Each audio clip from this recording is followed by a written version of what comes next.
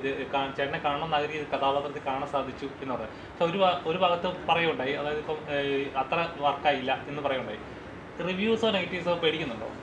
Reviews negatives പേടിക്കുന്ന വെച്ചാൽ നമ്മുടെ ആക്ടർ എന്നുള്ള രീതിയിൽ നമ്മൾ സിനിമയിൽ മാത്രം നിൽക്കുന്നതാണ്.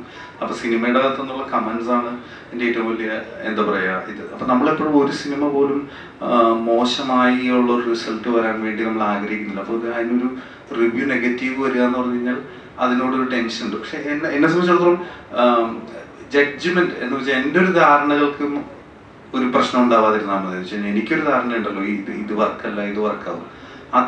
അതിൽ ഞാൻ കൺഫ്യൂസ്ഡ് ആവാതിരുന്നാൽ മതി എന്ന് മാത്രമേ എനിക്ക് തോന്നിയിട്ടുള്ളൂ. അതല്ലാതെ ഇതിനെ പേടിക്കേണ്ട കാര്യമില്ല. കാരണം ജെനുവിനായിട്ടുള്ള അഭിപ്രായങ്ങൾ എല്ലാവർക്കും പറയാം. പിന്നെ എന്താ പറയാ, പക്ഷെ ഇപ്പൊ അങ്ങനെയല്ലല്ലോ. കുറച്ചൊക്കെ മാർക്കറ്റിന്റെ സ്വഭാവത്തിനനുസരിച്ചും കോമ്പറ്റീഷന്റെ നേച്ചറിനനുസരിച്ചും ഒറിജിനാലിറ്റി കുറച്ച് നമുക്ക് കൈമോശം പറ്റിയിട്ടുണ്ട് അല്ലേ. ആ ഒരു ഒറിജിനാലിറ്റി മിസ്സായിട്ടുണ്ട്. അപ്പൊ ആ ഒറിജിനാലിറ്റി മിസ്സായത് കൊണ്ട് ആ ഒറിജിനൽ അല്ലാത്ത റിവ്യൂസിന് നമ്മൾ പേടിക്കേണ്ടി വരാറുണ്ട്. അതായത് ഇപ്പം കൊത്ത എന്ന സിനിമയ്ക്ക് ശേഷം ഇറങ്ങിയ എനിക്ക് പിന്നെ മലയാള സിനിമ കിട്ടുമോ എന്ന് പേടിച്ചിരുന്നു, അതായത് അവസരങ്ങൾ നഷ്ടപ്പെടുമോ എന്ന് പേടിച്ചിരുന്നത്. ഈ സിനിമ ഇപ്പോൾ റിലീസ് ആയിരിക്കുകയാണ്, ഇപ്പോഴാ പേടിയുണ്ടോ? ഇല്ല, ഞാൻ ആ പേടിനെ ഇതിനു മുന്നേ ഞാൻ അഡ്രസ്സ് ചെയ്തായിരുന്നു. ഈ സിനിമ ഇറങ്ങുന്നത് വരെ എനിക്ക് വെയിറ്റ് ചെയ്യേണ്ടി വന്നില്ല.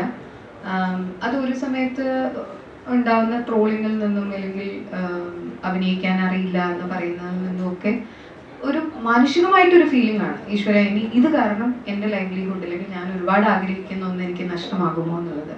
അത് ഞാൻ അതിലൊരു 3-4 മാസം കഴിഞ്ഞപ്പോഴേക്ക് അഡ്രസ് ചെയ്തായിരുന്നു.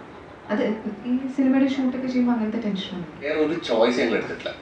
ബിന്ദു ചേച്ചി മതി ആദ്യമേ ഞങ്ങൾ തീരുമാനിച്ചത്. ബിന്ദു ചേച്ചി എന്താ ചെയ്യണം? ബിന്ദു ചേച്ചി ഭയങ്കര എഫേർട്ട് ഇട്ട് ചെയ്ത, ബിന്ദു ചേച്ചിക്ക് ഭയങ്കര ഇത് നല്ല കഷ്ടപ്പെട്ട് ചെയ്തേക്കുന്ന ഒരു ക്യാരക്ടറാണ്. പക്ഷെ നമുക്കറിയാം ചേച്ചി അത് ചെയ്യുന്നുണ്ട്. അപ്പം പക്ഷെ ഭയങ്കര അടിപൊളിയായിട്ട് ചെയ്ത പോലെ എനിക്ക് ലാസ്റ്റ് ക്ലൈമാക്സിലൊക്കെ ഉള്ള ഭയങ്കര ചെറിയ അല്ലേ ആക്ഷൻ പറയുന്നില്ല. തുടക്കം കാണിക്കുന്നത് ഭയങ്കര രീതിക്കാണ്